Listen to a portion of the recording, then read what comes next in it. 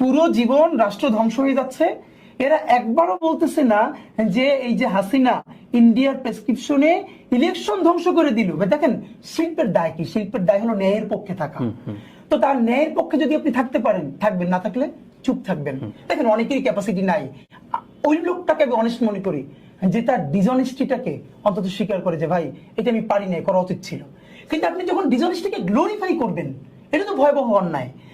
তাদের তখন শিল্পীদের দাঁড়ানোর কথা ছিল যদি সত্যি তারা আর্টিস্ট হতেন, যে কেন নির্বাচন মানে ভোটাধিকার তো মানুষের ন্যূনতম রাইট, আপনি এটা কাইতে দিচ্ছেন।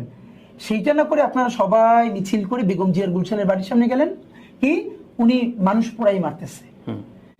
এর মানে আপনি রাজনীতি বোঝেন না, কিন্তু আপনি বেগম জিয়ার বাড়ি ঘেরাও দেওয়া বোঝেন। আপনি রাজনীতি বোঝেন না, আপনি আওয়ামী লীগের সফট উইন্ডো হিসেবে প্রতিদিন তাদেরকে প্রমোট করা বোঝেন।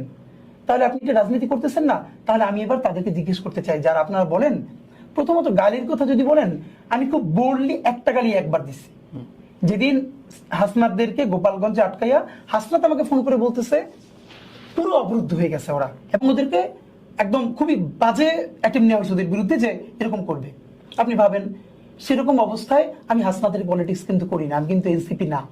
সে বিষয় আসছে। কিন্তু যে কোনো ব্যাপারেই একজন মানুষের সাথে যখন এরকম করা হবে তখন আমরা ট্রিগার তো হব।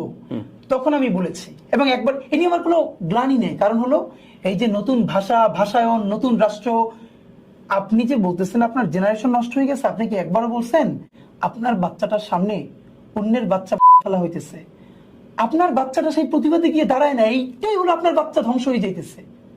আপনার বাচ্চা আপনি মানুষ করতে পারতেছেন না, যে অন্যের বাচ্চা মরে যাচ্ছে সেজন্য সে দাঁড়াইতে পারতেছে না প্রতিবাদে। এইটা কি আপনার ধ্বংস মনে হয় না?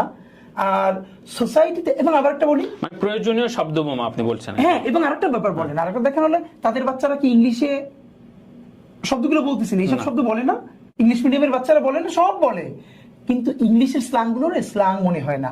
এটা গানটা ভুলে গেছে, ছোটবেলায় গানটা অনেক শুনতাম, যে এই বড় লোকের সবই রাইট হয়, গরিব বললে রং, কবি গুরুর প্রেমে পড়লে বাবা মা গর্বিত, আর আমার প্রেমে পড়লে মেয়ে হয় সে নির্যাতিত।